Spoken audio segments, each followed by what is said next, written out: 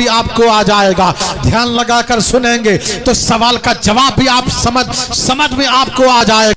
कभी आपने ऐसी गलती की है, लड़का पैदा ना हुआ हो, गांव का मेंबर बन गया हो, लड़का पैदा ना हुआ हो, गांव का प्रधान बन गया हो, लड़का पैदा ना हुआ हो, डॉक्टर साहब बन गया हो, लड़का पैदा ना हुआ हो, मास्टर साहब बन गया हो, लड़का पैदा ना हुआ हो, आलिम दीन बन गया हो, लड़का पैदा ना हुआ हो, हाफिज कुरान बन गया हो, लड़का पैदा ना हुआ हो, मौलाना साहब बन गया हो, लड़का पैदा ना हुआ हो, मुफ्ती साहब बन गया हो, लड़का पैदा ना हुआ हो, मुहक्किक बन गया हो, लड़का पैदा ना हुआ हो, मुदब्बिर बन गया हो, लड़का पैदा ना हुआ हो, मुहद्दिस बन गया हो, लड़का पैदा ना हुआ हो, मुसन्निफ बन गया हो, लड़का पैदा ना हुआ हो, मुजद्दिद बन गया हो, लड़का पैदा ना हुआ हो, गौस बन गया हो, नहीं।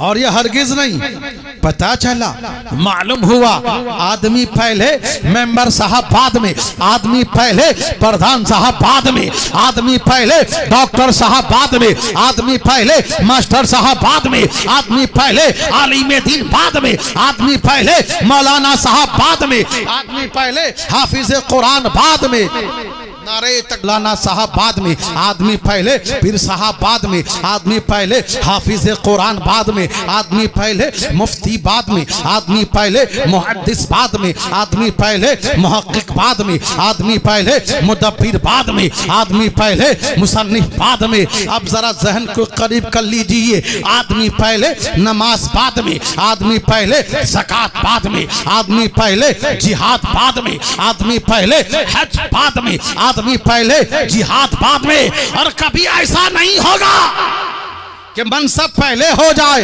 वजूद बाद में हो, पहले वजूद होगा मर्तबा बाद में होगा, पहले वजूद होगा ओहदा बाद में होगा। जरा जहन को करीब कर लीजिए, लाउड स्पीकर पहले आवाज बाद में, ट्यूबलाइट पहले बल्ब पहले रोशनी बाद में, कलाम पहले तरन्नुम बाद में। जरा और जहन को करीब कर लीजिए, अब्दुल अजीज पहले हाफिज मिल्लत बाद में, हबीबुर रहमान पहले मुजाहिद मिल्लत बाद में, अख्तर रजा पहले तादुशरिया बाद में, मुफ्ती मुस्तफा रजा खां पहले मुफ्ती आजम बाद में, अहमद रजा पहले आला हजरत बाद में। और जरा जहन को करीब कर लीजिए, सैयद मोहम्मद पहले मुहद्दिस आजम बाद में, मुख्तार अशरफ पहले सरकार कला बाद में, सैयद अशरफ पहले मखदूम समनानी बाद में। बल्कि और जरा जहन को करीब कर लीजिए, निजामुद्दीन पहले महबूब इलाही बाद में, मुइनुद्दीन पहले ख्वाजा गरीब नवाज बाद में। बल्कि और जरा सहन को करीब कर लीजिए, अब्दुल कादिर पहले गौसे आजम बाद में, नौमान बिन साबित पहले इमाम आजम बाद में, हुसैन पहले शहीद आजम बाद में। बल्कि और जरा सहन को करीब कर लीजिए, अबू बकर पहले सिद्दीक बाद में, उमर पहले फारूक आजम बाद में, उस्मान पहले सुन्नुरैन बाद में, अली पहले शेर खुदा बाद में। बल्कि और जरा सहन को करीब कर लीजिए, आदम पहले सफीहुल्लाह बाद में, नूह पहले नजीहुल्लाह बाद में, इब्राहिम पहले खलीलुल्लाह बाद में, इस्माइल पहले ज़बीहुल्लाह बाद में, ईसा पहले रूहुल्लाह बाद में, मूसा पहले कलीमुल्लाह बाद में। मगर मेरा नबी ऐसा नबी है, मेरा रसूल ऐसा रसूल है कि रसूलुल्लाह पहले है, अमना का बेटा बाद में है, ज़माना को पैगाम देते हैं, सब मर्तबा लेने आते हैं। मेरे नबी मुस्तफा मर्तबा अता कर रहे हैं, तभी तो तादुशरिया इरशाद फरमाते हैं, जहां बानी अता कर दे, जहां बानी अता कर दे, भरी जन्नत हिबा कर दे। नबी मुख्तार कुल है, जिसको जो चाहे अता कर दे। नारे तकबीर, नारे रिसालत, मसला के आला हजरत सरकार की आमद, दिलदार की आमद। नारे तकबीर, नारे रिसालत। या रसूल अल्लाह, या अली, या अली। और आला हजरत अजीमुल बरकत मुजद्दिद दीन व मिल्लत शाह इमाम मोहम्मद रजा इसी की तरफ इशारा फरमाते हैं। जिस तरफ उठ गई दम में दम आ गया, जिस तरफ उठ गई दम में दम आ गया, उस निगाहे इनायत पे लाखों सलाम, उस निगाहे इनायत पे लाखों सलाम। বাংলা কবি কি বলছে একটু জোরে বলেন সুবহানাল্লাহ, সুবহানাল্লাহ, জোরে বলেন ইয়া রাসূলুল্লাহ, ইয়া রাসূলুল্লাহ, और दिल गा के बोलो या हबीबल्लाह, ইয়া হাবিবাল্লাহ। नबी छारा जन्नत पावे ना, प्रिय नबी के भूले जेयो ना। अरे पीछे वाला भी बोलो सुबहानल्लाह, सुबहानल्लाह। हजरत के चेहरे की ज़ियारत कीजिए और नबी की अजमत मुलाहाजा फरमाइए और हाथ उठा के बोलो या रसूल अल्लाह, या रसूल अल्लाह। नबी छारा जन्नत पावे ना, प्रिय नबी के भूले जेयो ना, प्रिय नबी के भूले जेयो ना। अल्लाह ताला बोलें कुराने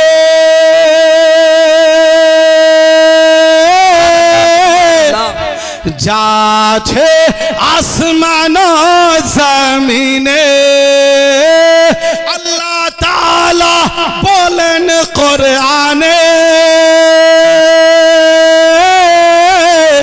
जाछे आसमानो जमीने, अरे सब किछु तुम्हारो धीने,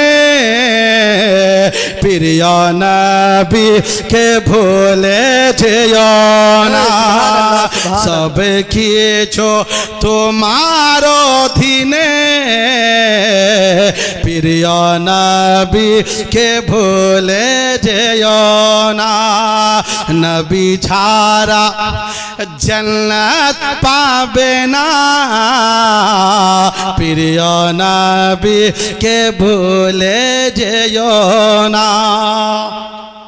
कुल महबूब तुम कह दो, नबी मुस्तफ़ा तुम कह दो, मेरे रसूल तुम कह दो, या यूहन्नास ऐ लोगो इन्नी रसूलुल्लाह इलैकुम जमिया, मैं तुम सब की तरफ अल्लाह का रसूल हूँ, कह दो सुभान अल्लाह, सुभान अल्लाह। अच्छा नबी जब दुनिया में तशरीफ नहीं लाए थे, जब नबी पैदा नहीं हुए थे, तो इस दुनिया की हालत क्या थी? इंसान तो थे लेकिन इंसानियत नहीं थी, इंसान तो थे लेकिन इंसान की तरह जिंदगी बसर नहीं कर रहा था। सबसे पहले हम अरब की तारीख का जायजा लेते हैं, जिस अरब में नबी मुस्तफ़ा पूरी दुनिया में सबसे ज्यादा अगर बुराई, बेहयाई, बेगैरती, कत्लो गारत, मार फसाद और आतंक का माहौल बना हुआ था तो सरजमीन अरब में बना हुआ था। इसलिए अल्लाह ताला ने अपने महबूब को, अब हमारे नबी मुस्तफ़ा को सरजमीन अरब में पैदा फरमाया और अरब की तमाम बुराइयों को मिटा करके नबी की अजमत को दुनिया वालों के सामने पेश कर दिया। अल्लाहु अकबर। हम सबसे पहले अरब की तारीख का जायजा लेते हैं कि अरब का माहौल क्या था। हजरत अगर कोई बच्चा यतीम हो जाता, अरब में अगर किसी बच्चे का बाप मर जाता तो बजाय उस यतीम बच्चे से प्यार किया जाए, उस यतीम बच्चे को सीने से लगाया जाए, लेकिन अरब का माहौल ये था कि उस यतीम बच्चे को गुलामी की जंजीरों में जकड़ लिया जाता था। वो यतीम बच्चा गुलामी की जंजीरों में अपने जीवन को बिताता था। अगर वो यतीम बच्चा जमीन और जायदाद वाला होता, अगर वो यतीम बच्चा माल वाला होता तो उसकी जमीन और जायदाद पर नाजायज कब्जा कर लिया जाता था। हालात इतने बिगड़ गए थे। अरब की तारीख बताती है अगर किसी के घर में बेटी होती तो बाप अपनी नन्ही मुन्नी भोली भाली बेटी को माँ की गोद से छीन लेता था, छीन ले करके मैदान में जाता था, जंगलों में जाता था और कब्र खोदता था, अपनी बेटी को कब्र में उतार देता, जिंदा बेटी को दफना देता था, जिंदा बेटी के ऊपर मट्टी डाल देता था। लेकिन बाप के माथे में पसीना नहीं आता था, वो बाप अफसोस नहीं करता था, वो सोचता था मैंने बहुत भारी मार्का हासिल कर लिया है, मैंने बहुत बहादुरी का काम अंजाम दे दिया है। जब ये एक माँ सोचती थी कभी मेरी नन्ही मुन्नी भोली भाली बेटी को मेरा जालिम शौहर लेकर के जाएगा, जिंदा दफनाएगा, तो माँ खुद सोच करके अपनी जबान को निकाल देती, अपनी जबान को बाहर कर देती। ये अरब के हालात बने हुए थे, अल्लाह अकबर। और इबादत और रियाजत का माहौल ये था कि 32 करोड़ माबूदाने बातिल की परस्तिश अरब में हो रही थी। अल्लाह ताला ने अपनी इबादत के लिए जो घर तामीर किया गया है वो सबसे पहले मक्का में खाना काबा तामीर किया गया है, रब की इबादत के लिए, रब की बंदगी के लिए। लेकिन लोग उस खाना खुदा में इबादत करने के बजाय, बंदगी करने के बजाय पत्थरों की मूर्तियों को ले जाकर लगा दिया था। नऊजुबिल्लाह मिन जालिक। यहीं तक बस नहीं, जब अरब हरम की जमीन तंग हो गई थी तो अपने खुदाओं को पहाड़ों के बीचों में रख दिया था, अपनी आबादियों में नस्ब कर दिया था। अल्लाहू अकबर। यहीं तक बस नहीं, बल्कि अरब का माहौल था, अगर किसी से दुश्मनी होती, लड़ाई होती, जरा जरा सी बात पर, तो वो लड़ाई सदियों तक रह जाता, ज़माने तक रह जाता। लोग जरा जरा सी बात पर तलवार निकाल के लाता, एक दूसरे की गर्दन को मार देता। जब इंसान जुए के अड्डे पर बैठता, जुआ खेलने के लिए जब दिनारों दिरहम रुपया पैसा हार जाता तो अपनी बीवी का सौदा कर देता, अपनी बेटी का सौदा कर देता। एक इंसान, एक दुश्मन दूसरे दुश्मन को मार करके उसकी खोपड़ी में शराब रख करके शराब पीता था। लेकिन मैं कहूंगा हिंदुस्तान में बसने वाले खुश अकीदा मुसलमानों, अरब को छोड़िए। जिस देश में, जिस मुल्क में, जिस वतन अजीज में आप पर हम जिंदगी गुजार रहे हैं, जरा हिंदुस्तान की तारीख पढ़िए, हिंदुस्तान की तारीख का मुताला कीजिए। यहाँ पर कम गुमराहियत नहीं थी, औरतों पर जुल्म हो रहा था, गरीबों पर जुल्म हो रहा था, औरतों को सताया जा रहा था, महिलाओं की कोई इज्जत नहीं थी। यहाँ तक के एक औरत के साथ 5-5 शादियां की जा रही थी। एक महिला का 5-5 शौहर होता था, एक महिला का 5-5 शौहर होता था। यहीं तक बस नहीं, बल्कि सगी बहनों के साथ शादियां की जा रही थी। चुनांचे राजा दाहिर ने सगी बहन के साथ शादी की थी। एक औरत का 5 शौहर होता था। औरतों को, महिलाओं को इज्जत के साथ घर में रखने के बजाय बाजार में ले जा करके नंगी हालत में बेचा जाता था, खरीदो फरोख्त किया जा रहा था। कोई इज्जत नहीं थी महिलाओं का, कोई मकाम नहीं था महिलाओं का। हजरात मोहतरम, हिंदुस्तानी होने के नाते हमें हक है ना कि हिंदुस्तान की तारीख का मुताला करें, हम हिस्टोरी ऑफ इंडिया को जाने, हिंदुस्तान की तारीख पढ़िए, आपको पता चलेगा ऐसे सैकड़ों बरस पहले इसी हिंदुस्तान की धरती पर अगर किसी जवान औरत का शौहर मर जाता तो फिर बकिया जिंदगी उसको लुत्फ बहार के माहौल में गुजारने की इजाजत समाज की तरफ से नहीं थी, बल्कि उस विधवा औरत को, उस बेवा औरत को उसके शौहर की चिता पर जला करके राख कर दिया जाता था। अगर कोई बेवा औरत अपने शौहर की चिता पर जलना ना चाहती थी तो उसे एक छोटे से मकान में 6 महीना तक कैद कर दिया जाता था। खाने पीने का मामूली सामान वही मुहैया कर दिया जाता था, या तो वो विधवा 6 महीने के अंदर उस अंधेरी कोठरी में घुट घुट के मर जाती। अगर 6 महीना के बाद वो बेवा जिंदा निकलती तो उसके चेहरे पर कालिक लगा करके रजील जानवर पर बिठा करके पूरे समाज में, पूरी सोसाइटी में घुमाया जाता था और ये ज़हन फिक्र दिया जाता था, दुनिया वालों ये मनुष्य औरत है, इसकी मनुष्यत की बुनियाद पर इसका शौहर मर गया है, लिहाजा इसे दुनिया में जीने का हक नहीं है, इसे दुनिया से मिटा दो। हजरात, ये हिंदुस्तान की तारीख बताती है। इबादत और रियाजत का माहौल ये था कि 32 करोड़ माबूदाने बातिल की परस्त हिंदुस्तान में हो रही थी। जब ये इंसान सवेरे सवेरे सूरज को देखता तो अपने हाथ जोड़ करके खड़ा हो जाता और अपनी पेशानी को झुका देता और कहता कि तू मेरा माबूद है। जब उसकी शुआएं फैलती तो अपनी पेशानी को झुका देता और कहता कि तू मेरा माबूद है। जब सूरज ढलता, रात का सन्नाटा आता तो अपनी पेशानी को झुका देता और कहता कि तू मेरा माबूद है। जब ये इंसान दरिया के किनारे जाता, समंदर के लहरों पर इसकी नजर जाती तो अपनी पेशानी को झुका देता और कहता कि तू मेरा माबूद है। जब ये इंसान हरे भरे पौधों को देखता तो अपनी पेशानी को झुका देता और कहता कि तू मेरा माबूद है। यहाँ तक इसने माबूद बना लिया था हाथी, घोड़े, बंदर, बिच्छू, मक्खी, चरिंदों, परिंद, सांप, गोजर जितने हैं सबको माबूद बना लिया था। हजरत ईसा अलैहिस्सलाम ने एक खुदा की इबादत का हुक्म दिया, ए लोगों अल्लाह एक है, इबादत के लायक एक है, एक रब की इबादत करो, मैं अल्लाह का पैगंबर हूँ। तो लोगों ने हजरत ईसा अलैहिस्सलाम की तालीम में तगय्युर तब्दील कर दिया था। खुद हजरत ईसा अलैहिस्सलाम को खुदा का बेटा करार दे दिया था। ईसा अलैहिस्सलाम की माँ को खुदा की बीवी करार दे दिया था। तीन खुदा के कायल हो गए थे। नाउजुबिल्लाहि मिन ज़ालिक। हजरत ईसा अलैहिस्सलाम की तालीम को 500 बरस का करीब अरसा गुजर चुका था। दुनिया तारीख हो चुकी थी, गुमराही के बादल बरस रहे थे, हर तरफ लोग चीख चिल्ला रहे थे। अल्लाह ताला ने करम फरमाया, अपने महबूब हमारे नबी मुस्तफा सल्लल्लाहु ताला अलैहि वसल्लम को अरब देश में मक्का की सरजमीन पर 12 रबीउल अव्वल शरीफ को तो संबा के दिन सवेरे सवेरे अब्दुल मुत्तलिब के घर आमना खातून रदियल्लाहु ताला अन्हा के बदन अक़दस से तुलवे इजलाल फरमाया है।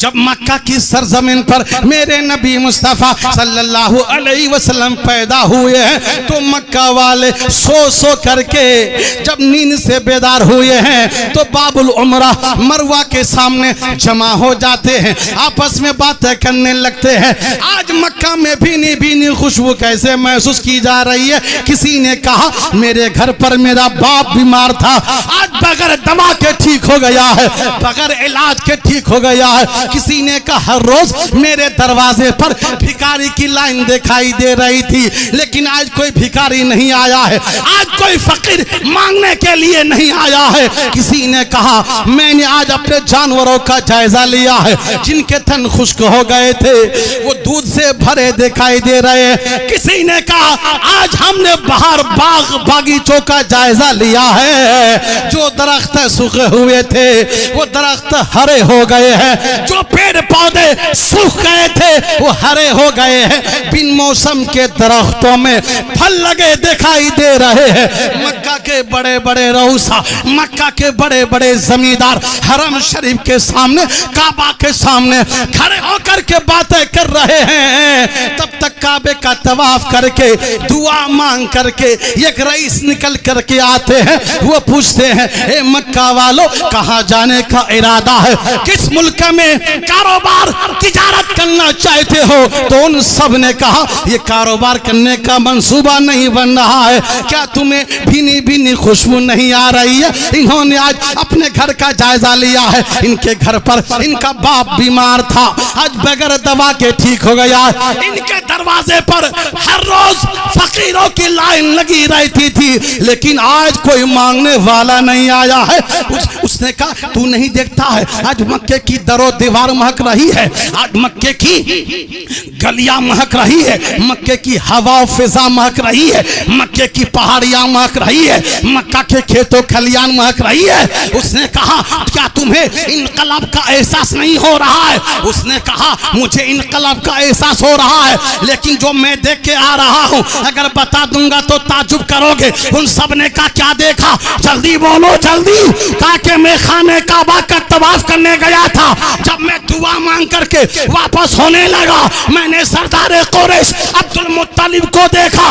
उनके गोद में एक नूर वाला बच्चा था, एक शान वाला बच्चा था, एक हसीनो जमील बच्चा था, इतना हसीनो जमील बच्चा था कि आज तक मेरी निगाह ने मक्का में किसी घर में नहीं देखा है।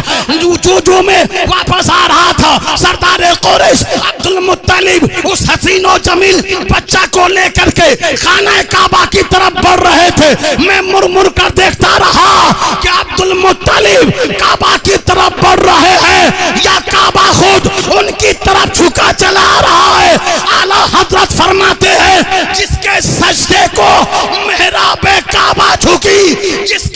सजदे को मेरा बेकाबा झुकी, उन भवों की लताफत पे लाखों सलाम।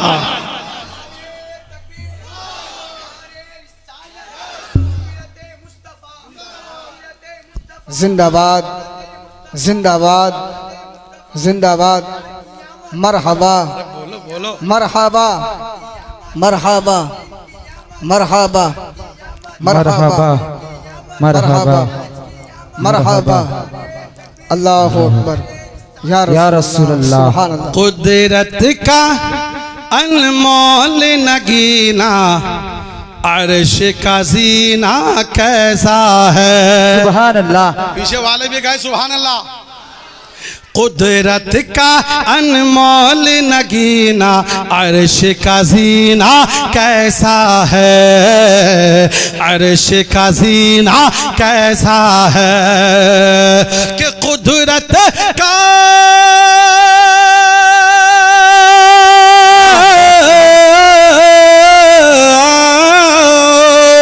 कुदरत का अनमोल नगीना, अर्श का सीना कैसा है, अर्श का सीना कैसा है।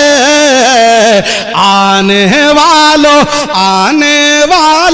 ये तो बताओ शहर मदीना कैसा है। आने वालों ये तो बताओ शहर मदीना कैसा है। महक रहा है जिसकी खुशबू से गुलशन का हर गोशा। अरे नबी के नाम पे बोलो या रसूल अल्लाह। या रसूल अल्लाह। महक रहा है जिसकी खुशबू से गुलशन का हर गोशा, से गुलशन का हर गोशा कि महक रहा है